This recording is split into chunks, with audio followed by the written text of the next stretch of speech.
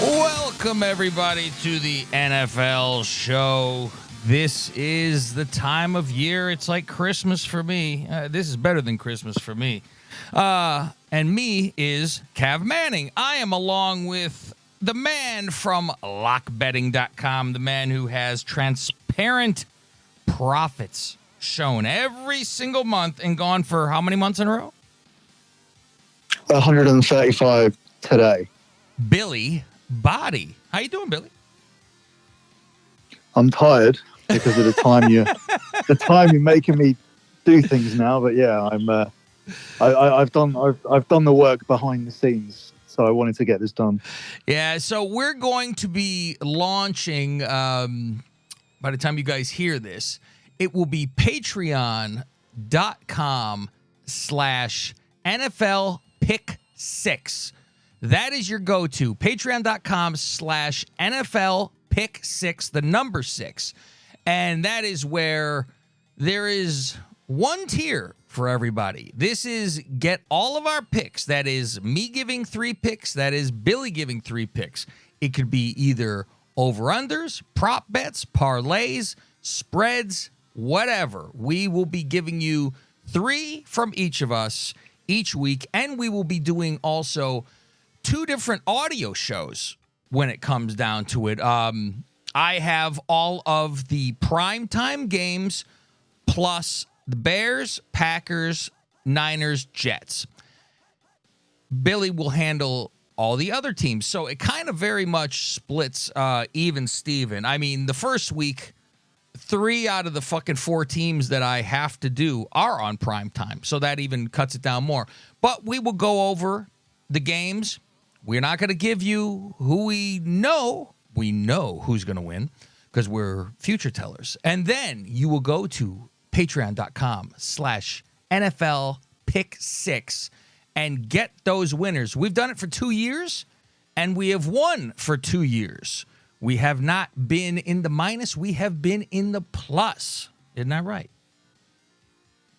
We have. And I mean, I've been in the plus since lock betting started. So yeah. I've not had a losing NFL season. But yeah, in particular for the last 3 years since COVID, I've absolutely been smashing this league to pieces on a weekly basis almost. So it's certainly not easy.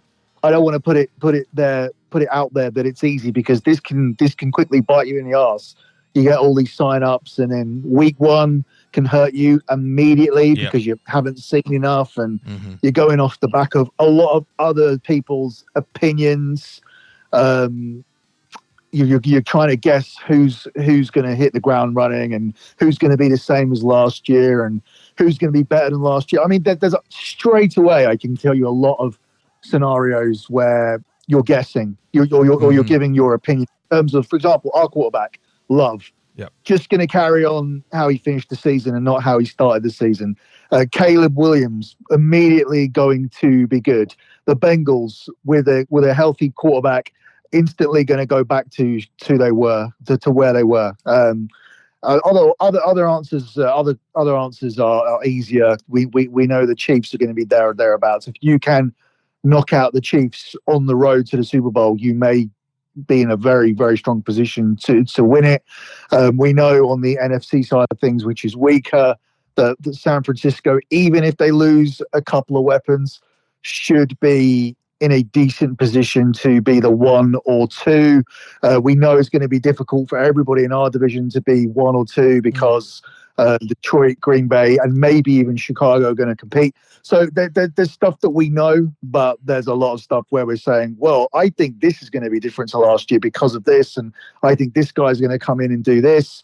And then suddenly, people may just get better. Like last year, Baker Mayfield, for example, Baker Mayfield was a stopgap, and now he's a highly paid regular star, and they're pinning their futures on him. So you did not guess that when you were doing the preview last year. So there's so many things, and I'm reeling these off without knowing we were going to sort of do this bit. But yeah, I'm just reeling these off, and these are the questions. So we're going to go through each division, kind of give our little bit of a take on it. We're not going to tell you like who's going to do what really, but we're just going to, spitball a lot of stuff, and we're going to move through this show for everybody and give you a little bit of a taste of something. Let's start with the AFC East. My thought is right off the bat, I'm so curious, that's why you gave me the Jets. I was dying for the Jets last year. Because I want to see fucking Rodgers. I finally can watch him without hating him. I really want to see what a difference it is when he plays. And they had a good defense. And it was like that offense was so fucking bad. And I think he can make such a fucking difference. It's going to be hard right out of the gate. They play the 49ers to start in San Francisco. A little rough. My other thought, of course, I think Patriots will be maybe the worst team in the fucking league. The Dolphins, I'm always worried about fucking Tua. It's like he hasn't proven it, even though he has. And it's like, God forbid they play in the fucking cold. They're horrible. And I think the Bills' window has fucking closed. I agree with that last bit. Yeah, last year they were done for me. I didn't like them last year. I said, I'm done with this. I see this too much. They got a rookie receiver now. They got rid of Diggs, who goes to Houston. But I'm like, you got a rookie receiver, So I don't know. Things seem to be closing fast over there. What's your whole outlook kind of on that division as a whole? It's very much the same. Again, straight away, we're going on something from last year, which is that Miami had considerable difficulties beating anyone who is a contender. All the pretenders were brushed aside, and as soon as they came up against a team who were competent and that they were likely to face in the playoffs, they managed to beat Miami. So it's really a case of you look at that and you look through the schedule and you try to tick off the tomato cans and say, yes, Miami got all these done. They weren't really victims of any major upsets, and they were very consistent. They beat who they were supposed to beat. But anybody who they weren't supposed to beat or anything that was competitive, they lost that. Do you ride into this season with that take, or do you just look at that and say, well, that's a rarity? Mm-hmm. But if it's a rarity, then the way this league works with the whole any given Sunday thing, that could level out. Suddenly there could be some upsets that go against Miami, even if and they may make up for that by performing better in the bigger games, which would kind of bring you around to the same place. The Bills, I certainly have them circled for a down year. This is a team that's made me money for years, going by the ethos that they'll get through their division. They'll probably win it. They'll put up their 11, 12, 13 wins. And we know what happens to this team in the playoffs. And they've been consistent at not only losing, but finding ways to lose, as in throwing away your postseason, which is what they've consistently done. So the Bills are the Bills, but this year I don't know if we're going to even get that far with them, given the loss of some key pieces, which could lead us down to a dogfight between New York and Miami. They play each other in week 18 at MetLife. If it does come down to that, then you obviously consider that Jets game as one of the big games and important games that Miami were losing last year. And one of the games that Rodgers has won throughout his career. They ended up going 7-10 last year without Rodgers, which, you're coming into this season and you're using 7-10 as a positive. Yeah. You're also using the fact they were 4-3 at one point as a positive. There'll be question marks about Rodgers missing the entire season, how quickly he gets back into it. But he has key pieces around him, even if he has a slow start. The stacked defense means that he doesn't have to do too much. He just has to be better than last year. And any version of Rodgers is going to be better than what they had last year. So I like them too. I don't see them as the second favorite in this division, because I think people are going to be surprised if they don't know what's been going on behind the scenes and they don't know the options that the Bills have on offense and how difficult it's going to be for them to be who they were for the last 4 or 5 years. Then yeah, I think you'll be surprised. Any doubt that the Patriots are going to be dog piss? No, I haven't even really looked too much into them. They've got a win total of 4.5. Yeah, I'd go take the under. Which kind of tells you everything. They in their schedule, which I looked a little bit at because obviously you want to see what kind of spreads you're getting, because they could be disrespected to the point where you're looking at this team and thinking maybe they might be scrappy on a week to week basis. But they're not even within a field goal in any of their matchups. So for them to even get to 4.5 wins is going to be difficult. So yeah, that's the only real thing I have to say about them. But I've kind of landed on the Jets here as well. Okay. How about the AFC North? We have the Ravens, Bengals, Browns, and Steelers. I think the Ravens can be real contenders. For some reason, they seem to fall apart when it's playoff time. They're one of those that like is a monster until it fucking matters.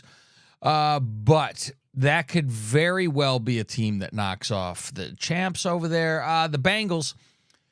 Burrow's got to show that he can stay healthy. If he stays healthy, he's the team's fucking good. Chase is getting that whole contract problem going on with he's going to be complaining, and he's been holding out or holding in, as they say, is like there but not participating. So I would assume he plays anyway, because once the checks start getting taken away, they wake up and play. The Browns, I really think the Browns are going to be mediocre, and it's sad because they cannot get the quarterback position correct at all. And this is speaking from a fucking Bears fan. Watson, I don't know. I don't know how he fell off a cliff other than getting jerked off. I don't know how this fucking happened. But he is getting so much fucking money that it's insane. And he's bogging down the fucking team at this point. It might have to. This is that year where he needs to show something where he's fucking. I think they just cut him and say, fuck it, we got to pay it, and just cut him and be fucking done with it, because they can't trade him. Steelers, I think this will be the first time that they go under 500, and they will be in the losing category. Both of their quarterbacks are not that good. I should know from one of them. I think it was the smart move. You start Wilson because it's easier to say, okay, you suck now, we're putting in Fields, and give some electricity where he's going to run around because God knows he can't throw. So he will run around for them and give them some excitement, but I don't expect them to do much.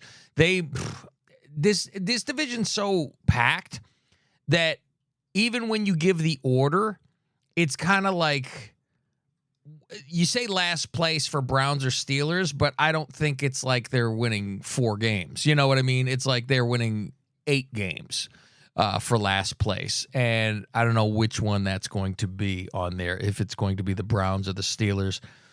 Oh, God, it's like the Steelers have a good history and they know what they're doing. So that's why you'd almost give them the nod to not be last place in that division. But then you're like, wow, the Browns were really good. All of a sudden they're last place. But it's not a 3-win last place. Yeah, this is a division where it's really hard for the 1 seed to come out of it. And if that is the case here, if the East is competitive, if the Bills are better than I think they're going to be, then that East is going to be a competitive division. There's also going to be obviously question marks around Rodgers. So you would think that if, say, the Jets won that division with 11 wins, it does open the door for somebody else to be the number 1 seed. If these teams can win against each other in the AFC North, then it leaves the door open for the number 1 seed. If Kansas City are the number 1 seed, then the road to the Super Bowl again looks very, very likely. I believe that you have to get Mahomes on the road to beat him, although that didn't happen last year. And one of these teams could do it. And one of the teams that should have done it were the Ravens. The tactical performance, the tactics that they went in with, the mishaps that they made in that championship game, I think is going to go to bite them in the arse. I think that's going to be a massive regret. They will regress this year. By doing what they did last year, the schedule gets harder for them and easier for the Bengals. And also, they've had a lot of turnover when it comes to key parts of the roster, also with coaching staff. I just think that the opportunity has gone. New look offensive line. The defense has changed as well. And most importantly, tougher schedule. And that means that the Bengals have a very easy schedule based on what they did last year. It's rare that a team that finished with a winning record gets to play a last place schedule. They've got 7 relatively easy matchups where it would be shocking if they didn't win them. So you go straight onto their schedule and go, right, there's 7 wins straight away, blindly. And I know the league doesn't work like that, but it's very difficult for me to build a case for them to lose those games. It's going to be interesting to see how well they play defensively on the road to the Chiefs and the Cowboys. And likewise, while you give them those 7 wins, you can then tick off those games as losses. You can say, okay, you're going to take these as losses based on the fact that you did take a step back last year, but still everything about the schedule puts this team on a minimum of 11. So I like their total. I like them to win this division, based on the fact I've got them guaranteed at 11 with the most conservative way of going through the schedule in terms of giving anything 50-50 as a loss and giving anything where I think they should win as a win. I easily get them to 11. Realistically, they should be 12 or 13, which is going to be enough to not only possibly be the one, but definitely to win this division, which is a tough division. I think they'll fall short of the number 1 because just this division's hard, and you could even go and lose at places like the Browns, because the Browns, they're going to be very solid defensively. Still, again, this season, that's not going to change. They're ranked as 10th in the AFC odds, right? Which means that when you look at that, they're in the same region as the Chargers and the Jaguars. Like, I don't agree with that at all. They're still one of the best defenses in the league, and they have an underrated offense. But obviously, Watson is the issue, and reports from Watson in the preseason are not great in terms of he's missing players and he's hurt. Still got that issue where he doesn't let go of the ball either. So there's a lot of issues surrounding him. Their win totals of 8.5. I do think they'll be able to get over that, and I think that they'll be competitive. And their defense is going to win them games, no matter how. It's kind of like the Jets, but when you're comparing just Deshaun Watson to Aaron Rodgers, however healthy he is, this version of Watson isn't the quarterback that you want in place. It's almost like a waste of this defense, because they could have a quarterback in there, and then we'd be looking at them as a Super Bowl contender, jumps them up immediately. But let's see how bad he is. This is something to watch for the first few weeks. It could just surprise you, where he just wakes up and, when the TV cameras are on and the lights are shining brightest, he could turn up and find a way to be who he was. Because this is not a case like this is a guy who's never done it. This guy is here because he did do it for a while, consistently. So let's see. And I got nothing really to add about the Steelers. You look at these squads regularly in the past and see a losing team with a losing season ahead of them, and then Tomlin has a winning record. He hasn't had a losing record in 17 seasons. So you look at that without even looking at the schedule, and you think, well, how's he going to get to 9 now? How does it let's find the 9 wins that he gets to turn this into a winning record. So that's almost like what you're always doing as a bettor when you know this stat. So let's go AFC South. There's the Texans, Colts, Jaguars, Titans. This seems to be one of the weakest divisions, and it literally could end up in that order: Texans, Colts, Jaguars, Titans. I think the Titans aren't very good. They lost their running back, of course, to the Ravens, which is what helps the Ravens out in that division for sure. That's he's still got some juice left in him. The Texans kind of got to prove it to me twice, even though now they got Diggs, but is Diggs the cancer that for a young quarterback, if he's going to be yelling at him, give me the ball, give me the ball. Richardson, we haven't seen much because he got hurt last year. So I think they're going to be middle of the road, maybe 6 wins, 7 wins, something like that, maybe. And the Jaguars are right back to being just whatever. They had like one really great year. Remember against the Patriots, and they had that game won, and then they blew it.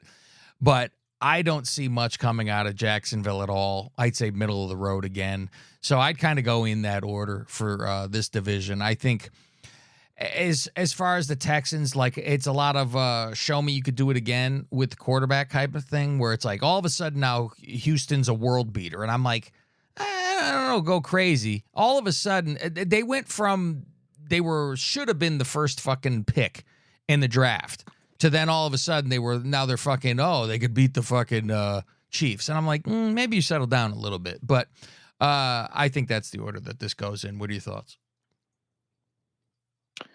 Yeah, I think through default, you could see Houston winning it again. It's interesting to see if they can repeat what they did last year. Obviously, their schedule gets harder now. Mm-hmm. It's hard to make positive plays historically on teams that see a massive jump in wins the previous year, because progression doesn't really work that way when you are then suddenly handed tougher schedules. And if something goes wrong in terms of injury luck, turnovers, or whatever, the Texans won't necessarily be back to where they were, but they might not have the winning record they had last year. For example, they go on the road to the Chiefs, Jets, and the Cowboys. I think the coaching staff here is good. So I'm not going to do what I would usually do with this kind of team, where I say, okay, they came from 3 wins to 10, but the schedule was weak, and now they land somewhere in the middle, because I would be hesitant to take a high win total here. I would usually think that they would go under the 9.5, but I think this team is better, and I think this is a team with a franchise quarterback who I believe they will take the step up along with the schedule. So I don't think they're going to be. The record is going to show that they're miles better than last year, but if they come up with the same number of wins with this schedule, then they are better. That's common sense. I think the reason to take them, though, is just because the rest of the field doesn't really inspire me at all. I think the Colts will be better than people think that they will be, but I don't think they'll be good enough to win the division. I think Jacksonville playing from behind is going to be their biggest difficulty, because as a franchise in general, this is a franchise who have under-delivered. And in the first 4 weeks, when I say playing from behind, I'm talking about road matchups against Dolphins, Bills, and Texans in the first 4 weeks, before they end up, getting out to London, where they may feel more comfortable, more supported, more of a bigger deal. They've had mixed success when they've travelled out to London. So, yeah, I feel. I mean, that's not great for the London games, where the team come there with a big losing record and their backs against the wall, and you feel like you're seeing this team that, they're coming into London and the regular season's already looking out. The postseason's already looking out of reach for them. That's not great for ticket sellers, but tickets to these shitty games, they sell anyway. They're already sold, so it doesn't make any difference. Texans. It's the combination of not knowing what you're going to get and looking through the schedule, where I found it difficult not to have them at 0-7, means that this is a team that you've already relegated to a losing record. So I don't think that they'll compete for the division, although I do think they're going to surprise people in the quarterback position this year. I think that they'll be good there. But yeah, I think through the process of elimination, you still end up on the Texans, even if you're not sure that they'll be able to handle this much tougher schedule and look as good as they were last year.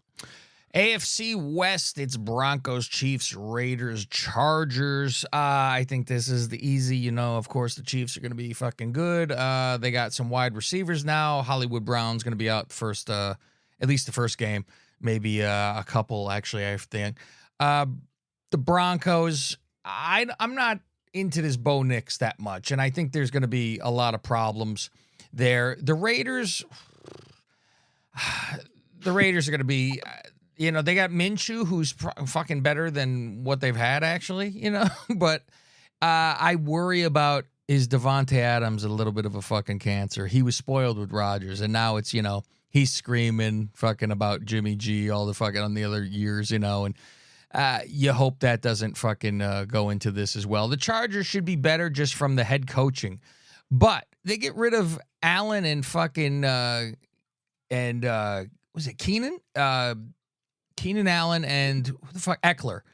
And I'm like, that's two fucking big fucking receiving guys, you know? So that worries me for Herbert. I'm like, well, you know, they don't have a lot of offensive shit in there, even though he's a great quarterback. But I think this is a clear in a way, obviously, the fucking Chiefs, unless fucking Mahomes gets fucking hurt. They said this could possibly be his best offense that he's had since being in there. And I'm like, well, no Tyreek Hill, but I guess he was the only one when Tyreek Hill was there. I mean, think about it. The guy won the Super Bowl last year with fucking nothing. We were all like, they're done. It's over with. And he was throwing balls when it was fucking fourth down. And it was fourth and fucking long. And he hit the guy in the fucking hands who just fucking dropped it. And it was like, my God, this fucking team with this. You know, if they had fucking receivers, what the fuck? And now they do. They got the fastest rookie in the draft who broke the fucking records. The guy was a fucking monster. I liked him coming out of Texas, I believe. So I think this should be an easy. If anybody fucking beats the Chiefs in this division once, it would maybe be the Chargers. The Raiders kind of always have a little bit of something to do with them. Like they're good against them for some reason at times where you're like, shouldn't this be a blowout? And I don't know if it's a matter of them just, you know, taking it for granted that it's a win and then getting surprised. But Chiefs easily here. Yeah, I mean, it was supposed to come to a point where the AFC had all of these lethal game-winning quarterbacks and these sting in the tail quarterbacks when you got to the playoff rounds, where Joe Burrow and Trevor Lawrence and Herbert. Herbert was small, expected to be quarterbacks who led their teams to postseasons where they would be dangerous. But ultimately, Mahomes is the one that you can rely on the most out of those. I do believe that this season, coming back from injury, that Burrow will be Burrow again, and that it will put the Bengals in a position where they can compete, not just for their division, but to ultimately end up at the Super Bowl in the AFC. But what's scary is last year, the Chiefs were very poor and the door was left wide open for them. Mahomes wasn't even Mahomes. They fell short of their win total, which was 11.5 last year. They scored no more than 20 points in any of their losses, and they still end up winning the Super Bowl. And now they're better than they were, and your contenders are bogged down by the fact that the Bengals and the Ravens are competing for their division, and within that you have the Browns and the Steelers who are competitive. We don't know what we're getting in the East, but if we do get whoever comes through out of Miami, or maybe it still might be the Bills, where we're writing them off, the books aren't, or the Jets, you can probably assume that they're going to take dent chunks out of each other. So it looks very likely that this team will be the number one seed. And if the number one seed is Kansas City and the Super Bowl goes through Kansas City, then it's going to be so hard to not have them there, penciled in, playing the Super Bowl again, which is something on this show that we have done every year. It looked like last year we were going to be wrong when we penciled this team in and said, okay, we got the Chiefs there. But we've called it, and it's so hard not to call it again, because if they did it last year, and now they look stronger in positions, and they've had their underperformance. They've had their very poor regular season. They've had a season where they look broken, and they didn't even have to particularly, when we say, oh, wow, they did fantastic to turn it on in the postseason. When the Ravens turn up and look like a different version of the Ravens and they lose you the game, if you're going to give Patrick Mahomes a game, he's going to say, thank you very much. I'm the second best quarterback in history. I will fucking take that. I will take that gift and I will knock you on your ass. And that's what happened to the Ravens. And now I just don't think they're going to be there again.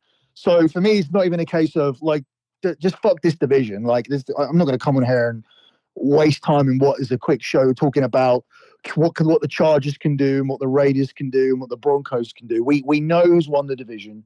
We know that through doing that and being able to say that they're going to do it so easily by playing these games, that they're going to be in a position where they've won 11, 12 or 13 games and they're going to be the number 1 or 2. And last year, when the Super Bowl didn't even run through Kansas City, they still found a way to get there past the Baltimore team who looked dominant, particularly at home.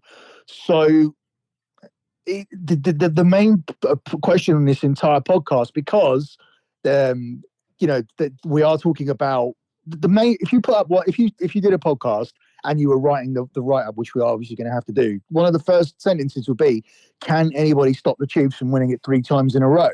And that's the question that we need to answer when trying to land on who wins the Super Bowl. So I almost automatically got them in on the other side. It's just a case of who really plays them in the championship game. I think that will be the Bengals initially. But as I said, there's a lot we need to see. We need to see Aaron Rodgers. Tua and the Dolphins could be amazing in the East. The Ravens might still be good. They might not lose anything from the changes that they've made. Yes, there's loads of questions, but the questions are all about who beats the Chiefs. That's it. We are halfway through with this. We're going to speed it up probably a little bit for the NFC. But remember, go to patreon.com/NFL Pick 6, the number 6, and get your picks in for this year. We're going to make you guys some money. NFC East, let's move through here. You got the Cowboys, the Giants, the Eagles, the Commanders. I think the Cowboys have taken a step back. They need a running back badly. They have Dalvin Cook and Ezekiel Elliott. It's going to be an issue. It's going to be a problem. They both hit a wall very quickly, especially Dalvin Cook. The Giants are fucking... Oh, by the way, with that Cowboys thing, they re-signed CeeDee Lamb, of course, and Dak is next in line, and so is Micah Pearson. So... There's going to be fucking issues with these Cowboys. It's almost like they better fucking do something right now, and I don't think they will. The Giants have Daniel Jones, and that is the end of that story. And I think their fucking first draft pick Neighbors is going to be fucking throwing a fucking tantrum. He's going to be pissed. It's going to be a fucking mess out there. And the funny thing is, if you look at the stats, who is nearly an identical twin when it comes to stats with Daniel Jones? Do you know this? Oh, there he is. You're back? Oh. I got you. Do you know who's the identical twin to Daniel Jones when it comes to stats? Have you heard this? No. Trevor Lawrence.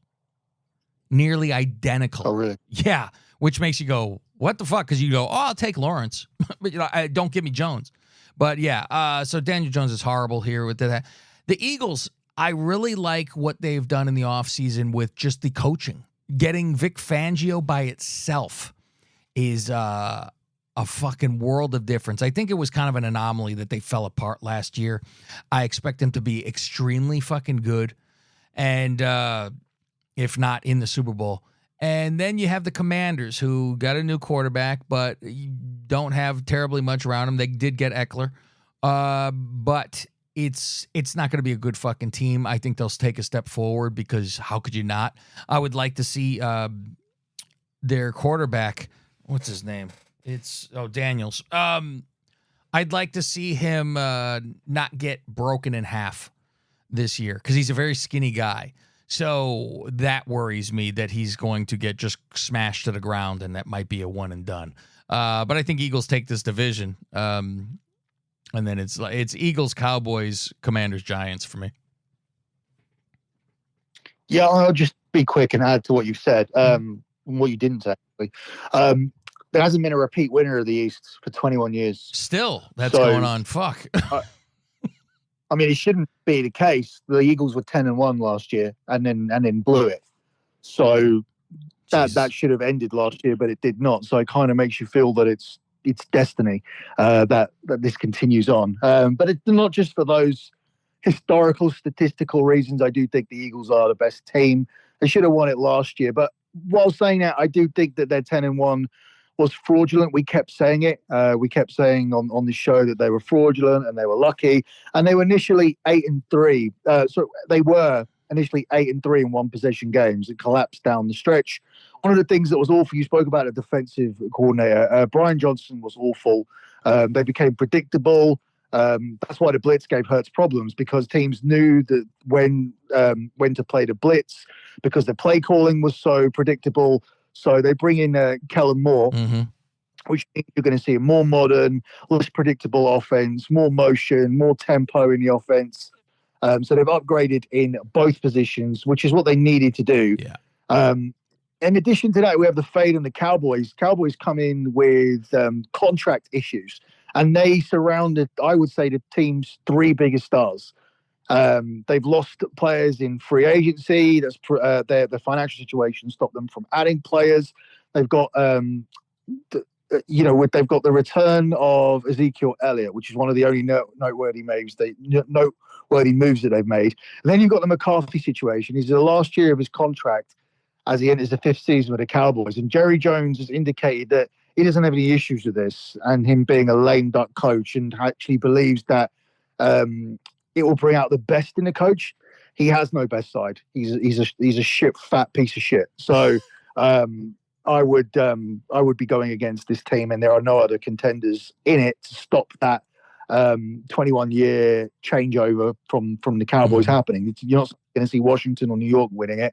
It's a waste of time you talking about them. So I'm on the Eagles. NFC North, Bears, Lions, Packers, Vikings. This division is going to be let's all kill each other, except for the Vikings, who I think are going to be no good. They have fucking what's his name is the fucking quarterback. Jesus, and now I'm drawing a fucking blank. You got his name on your fucking hand? I got his face in my fucking Sam Darnold. He's the fucking quarterback because now McCarthy's out for the fucking year. If you told me the Packers won the division, or the Lions won the division, or the Bears won a division, I wouldn't be shocked by any of them. I keep waiting for Goff to turn back into being Goff. It's hard to fucking believe. Or the Lions going, we had our one chance last year and we fucked up because our coach went for it every fucking time like a fool, and have them regress again. It's very odd because the Bears have always owned the Lions, even when the Lions have been good. The Bears should have swept them last year. The Packers always own the Bears no matter what the fuck is going on. And the Lions seem to do very well against the fucking Packers. It's fucking weird. Everybody beats the shit out of everybody. Like you said in the beginning of the thing, I'm hyped up for Caleb Williams. I think he's the real fucking deal finally. I mean, people go, oh, preseason. I'm like, he's still throwing on one foot, landing on a fucking dime. So, that doesn't matter to me. They have the third easiest schedule. So, just to look ahead for futures, I would take that over like a motherfucker. I'm not shocked if they would have fucking 11 wins, seriously. So it's them. They have everything. So it's like, well, is everybody going to get hurt or not? The Packers, now they signed Love to a higher contract than they had fucking Rodgers. So they had like 1 year of salary. And so and that's a little rough because he only showed 1 year, and so you're like, I hope you're the guy who was at the end and not the guy who was in the beginning. Otherwise, this is a fucking problem. But he seems like a good kid, too. He doesn't seem like he's a fucking asshole or, he doesn't have that Rodgers shit going on. So it should be a better locker room. And like I already said about the Vikings. So I could see three of these teams, the three teams in this division other than the Vikings actually making to the playoffs. Yeah, for me, it's going to come down to the Packers and the Lions in terms of who wins it. Obviously, it's brutal when these lot are taking wins off each other because that does open the door up for a team who don't have to combat that, which is the 49ers, whether they lose weapons or not, whether they are weaker than last year or not. They're so far ahead that it's hard to compete with them for the one seed, although Detroit did last year. And Detroit should have been in the Super Bowl last year. They fucked it up. They should be there. But this is pretty much the same team. And if they can take steps forward defensively, they'll be there or thereabouts again. There's no reason to pick out Detroit and say, right, you're going to be any worse. In fact, they should be defensively better. Plus, there's a very small number of outdoor games for Jared Goff on the schedule. So I think it's going to be very hard to win this division, even for Green Bay. But I do believe Green Bay will be able to pick up the wins to obviously be in the playoffs again. The win total for us is low at 9.5. Love a winning record against playoff teams last year. lost to San Francisco by 3, where we should have beat them and we should have been playing Detroit. We knocked out a high-scoring team in Dallas. We beat the Super Bowl champs in the Chiefs. And in the last 2 years, our defense has been ranked 27th and 25th in defensive DVOA. So if they can get better, the team will get better. Obviously, we need to see where Love is. But if the defense moves, if the defense improves and moves more in a positive direction, then Love doesn't need to be the quarterback he was entirely at the end, but as long as he's not the one he was at the beginning. So I think Detroit is going to be hard to beat, but I do think we'll be there or thereabouts. I do think Chicago will end up getting to the postseason, but that's down to the schedule and what it looks like at the beginning.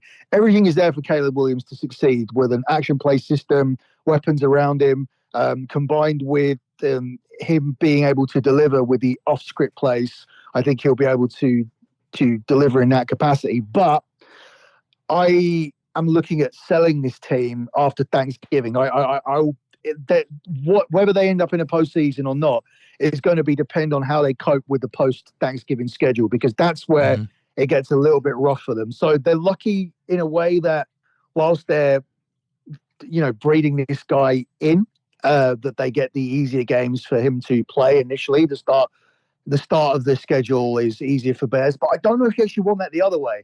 If you're guaranteed to lose games, but would you rather just take the losses now, and then by the time he's good and in sync, do you want to play the easier schedule at the back end, or do you want to build confidence first? Do you want to shatter the guy's confidence by being 1-4 or whatever, and then there's panic in the Bears. I'd rather have it hard at the end, because I think you get better as you go along. So you might as well fight the ones that are going to be hard at the fucking end when you get seasoned a little bit, instead of that first. If you're fighting these division games right off the bat, I think that's going to be like, it'll fucking shake you a little bit. But if they don't fucking roll in the beginning of the fucking season, it's going to be a fucking issue. They say Houston, it's like, all right, well, I really want to see what they do against Houston, and then I'll have a better opinion too. See, I've got this coming down to if the Bears can win 3 of the last 7 games, and that might determine if they can make it through to the postseason. But that does involve traveling to Green Bay, hosting the Lions, traveling to the 49ers, which I have tickets to. Playing. And then also, from the 17th of November, they play Green Bay twice, the Lions twice, and they need to go to the 49ers. Mm-hmm. Yeah, so and that's backloaded for sure.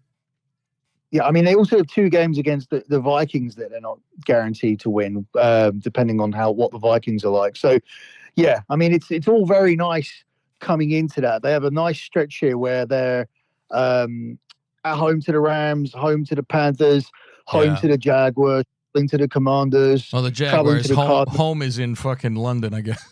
Too. Right. Yeah. Home to the Patriots.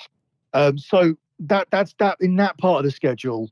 You really need you really need to be at least 5-1 to give yourself a shot. Mm-hmm. But it is a very easy schedule. And as I said, like, if the guy is feeling himself and everyone's happy and Chicago radio stations are telling you they're gonna win the Super Bowl and they're back, then maybe they will knock off Green Bay. Maybe they may even knock off the Lions at home. I don't think they're not going to come. They're not going to win in Lambeau. They do beat the Lions, which is funny. You know what? Every fucking schedule person, who picks the games or whatever, I see them all do this exact same thing, where it's the Packers beat the Bears in Chicago, and it's the last game of the year, the Bears beating the Packers in Lambeau.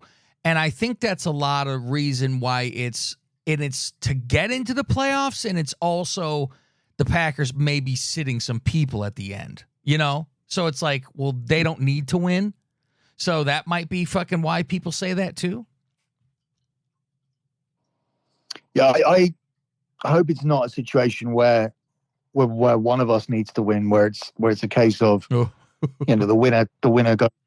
to the playoffs because they're looking to try and get to 11-7 in that situation. I think that'll more likely be the Bears than us. I expect us to have enough wins by then, but you never know. Like the win-loss totals have us about the same, so that's kind of hinting at that game at Lambeau deciding who plays in the playoffs. So, I mean, but you can't win totals. If everything was done by win totals, then most of the season would be decided now. So yeah, all right. We got two more divisions to go. NFC South. It's the Falcons, the Panthers, the Saints, the Bucks. I think the Falcons are going to take this division. I think they are well more put together, and now they have Kirk Cousins, as long as he is not in prime time. They traded for Judon, an edge, so he can come in and get some sacks there.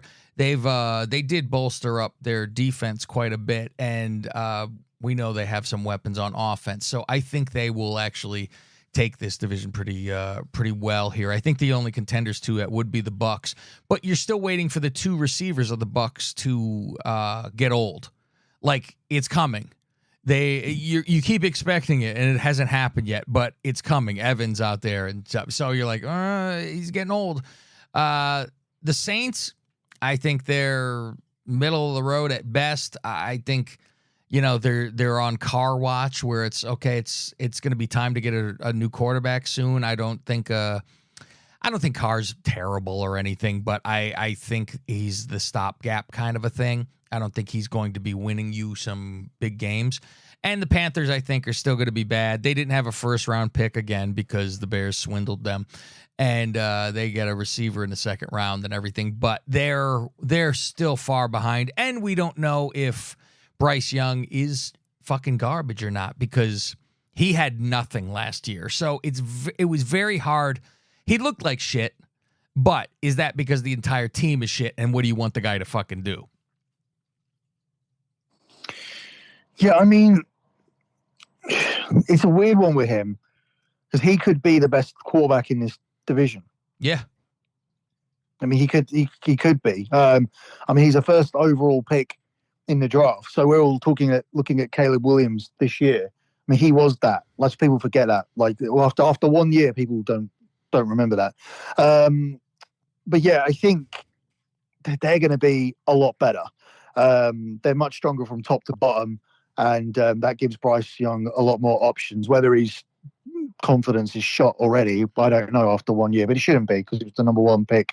I mean, obviously, the graveyards of the NFL are littered with number one picks who weren't good. But I just want to be against Atlanta, and I'm looking for somewhere to go with that. The Panthers actually give me the most value in terms of the Saints team. It's hard for me to get excited by a group led by Dennis Allen and Derek Carr. I mean, Carr's numbers were fine. And the defense here, will be solid again. And they could even win with the 8, maybe 9 wins that we'd be projecting for them. The Bucs are the same team. They're running it back with the same team. They've gone and wasted money in getting Baker Mayfield to be their main quarterback and pay him to do that, pay him properly to do that. I think they got very lucky last year with some of their wins. Now they have a tougher strength of schedule. I think that's going to make it so much harder for them to do what they did last year. So I almost feel like chucking a flyer out on Carolina, whose win total is only 5.5. I think they'll be better than that. And I think they can compete in what's going to be a shit division. This is a division that has previously, even when Brady was there, threw up a losing record divisional winner. And it looks like that kind of thing again. 8-9 will probably do it here. What are the Falcons over under? I don't know. Let me check. I'll go into the other into the West. We're done with the last division here, and you chime in when you got it. It is the Cardinals, the Rams, the 49ers, the Seahawks. 9.5. There's 9.5, and they're predicted to go, and that's juiced more so to the over, so it's more like a 10. I could see it being 9, though. I could see them get 9. Yeah, it's they very have odd stuff. how... It's like if Cousins, if he's healed, I think they're at least capable. I think they could do something. I don't think they're like a threat to fucking, knock some people off. But I think they're doable to get into the fucking win their division. But the defense is very average. Cousins comes into a new offense, although it's similarly laid out to the way out of Minnesota, but it's a new offense. He has to work back from an injury as well. It's just there's so many questions here to turn around and go, oh yeah, they're the best team. They're a 10-win team. They're a clear divisional favorite. You can make money here, right? Mm-hmm. This is the thing I noticed about them. So when you're looking at the this division, the South. Sorry, it's not. Let me go back to the South, NFC South. Yeah, no, sorry, I clicked on the wrong thing. The NFC South. When you're looking at the South, they are the 5-6 minus 120 favorite, which means the field is even money, right? Mm. So if you say the Falcons won't win it, you get better odds, and you get 3 teams for those odds. Mm. So it's $100 to win $83 on the Falcons, or it's $100 to win $100, and you get the Bucs, the Saints, and the Panthers. For the same money. The Falcons are not that good. The Falcons are not good where you're getting the field at a better price than you're getting the Falcons, which gives you 3 other teams. My only main takeaway here is that the Panthers are not going to be the worst team in the division, and they shouldn't be at 11-1. You think the Saints will be the worst? I don't know who will be the worst, but I saw a bet here where the Falcons and the Panthers can be the top 2 in any order. Wow. And it's 8-1. I think that's crazy. I think the Panthers will be last place in this division. I think it'll be Falcons, Bucs, Saints, Panthers. If they are in last place and they go under their win total, which is 5.5, so they only get 5 wins, then you are then this time round going to have to consider Bryce Young as a flop, whether he has better weapons around him or not, or whether they did him any favors or not. Like. It's just how it is. It's just how you get assessed. If you have 2 losing seasons, you can turn around and you can write paragraphs and paragraphs afterwards about why it happened. But yeah, I think that will be a number one pick who you'd have to consider to be a failure. I wonder if there would be interest in anyone else picking him up and saying, okay, this guy was the number one.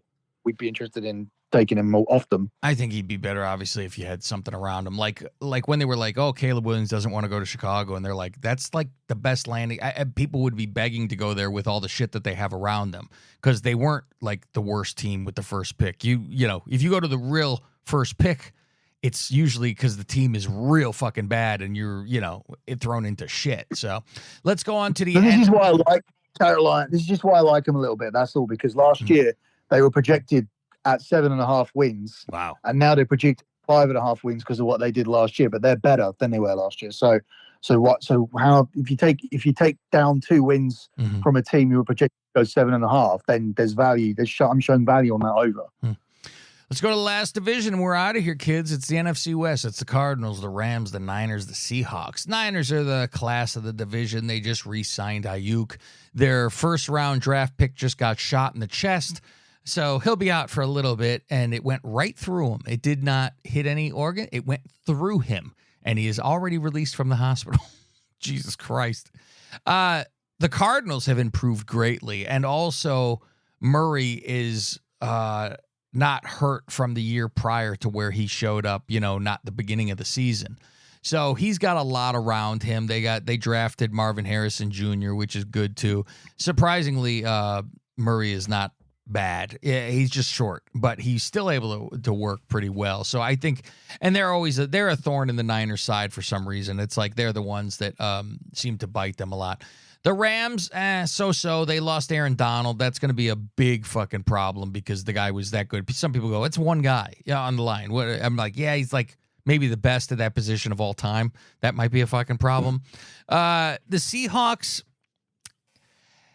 they don't do anything for me anymore. It's I think it's a regression a little bit here. I don't see that they really improved much here. I think they're going to be middle of the road at best.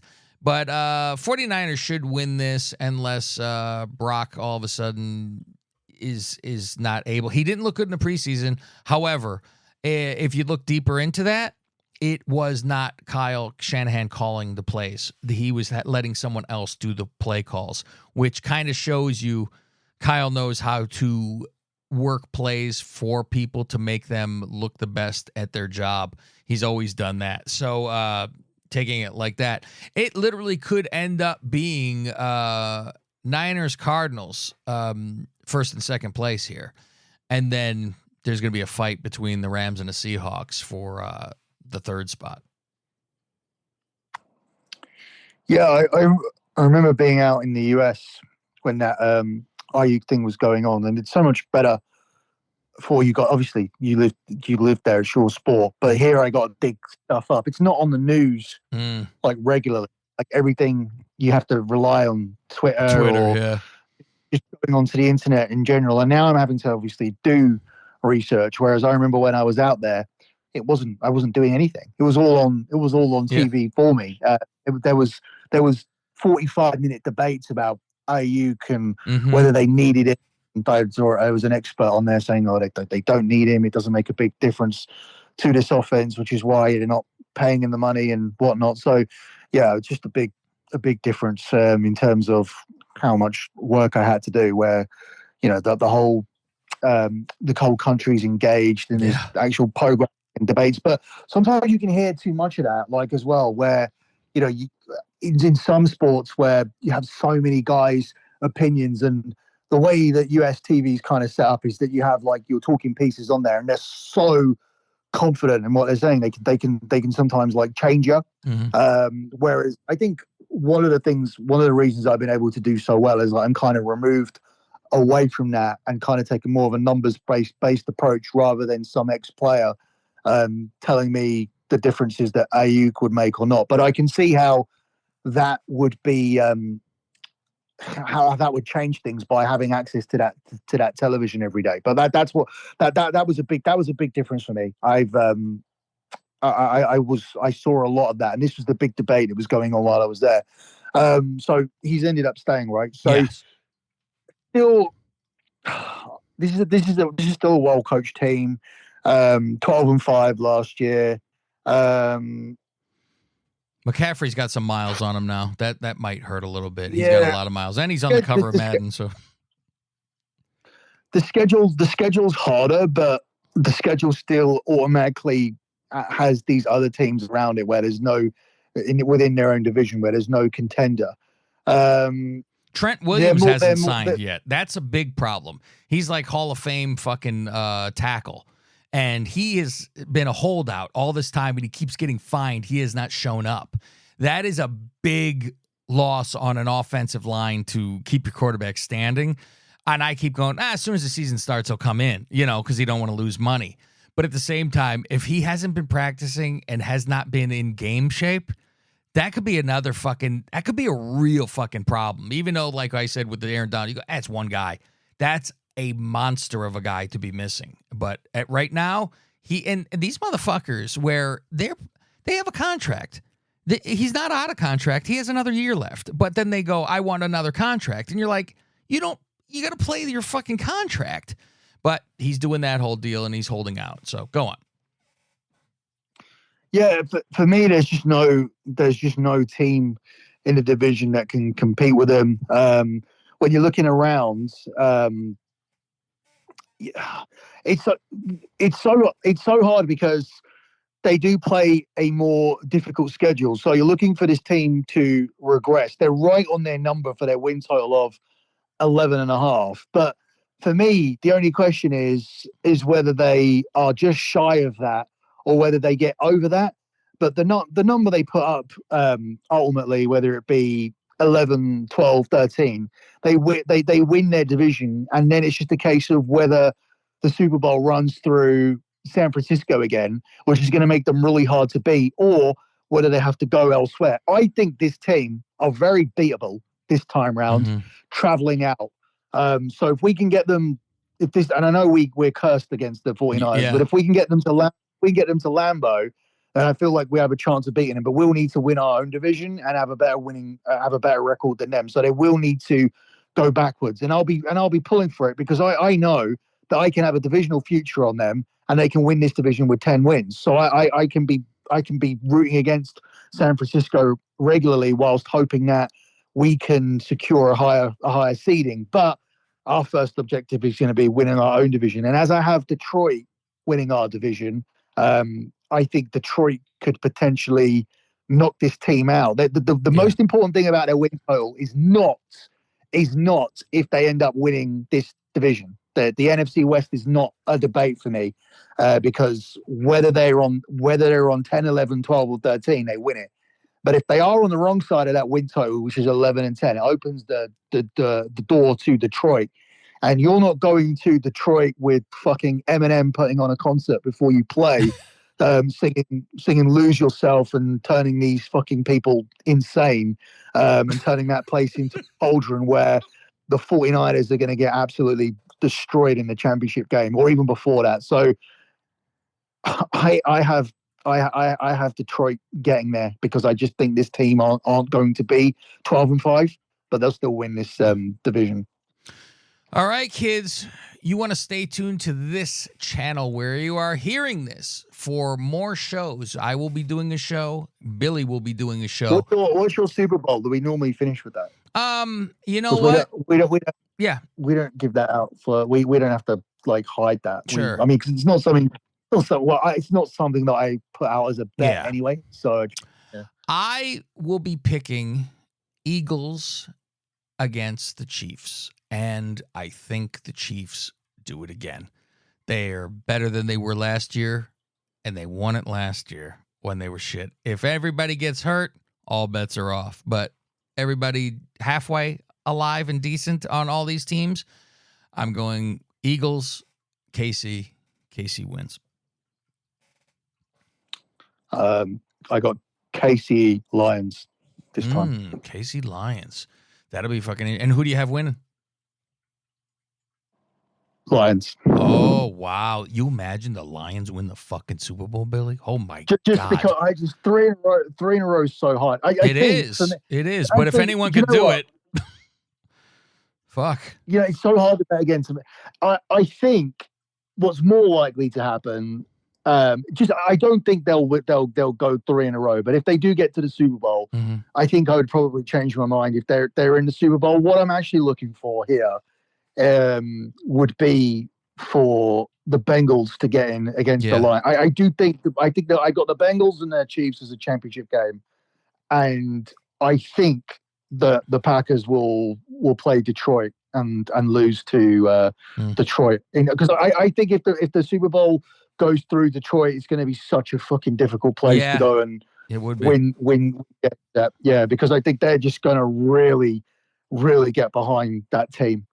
And they're going to make that such a hostile environment. Like you're as a traveling fan, you're not going to be getting a ticket in there. You might even want to be inside there. Might even want to be inside that place. No, you wouldn't. You don't need that in your fucking life. I can't even imagine. Yeah, no thanks. Stay tuned to this channel. We will be giving you a show by each of us each week. And then you can go to patreon.com/NFL pick 6, the number 6, and get our bets. It's NFL season, motherfuckers, and we are back. He could go all the way.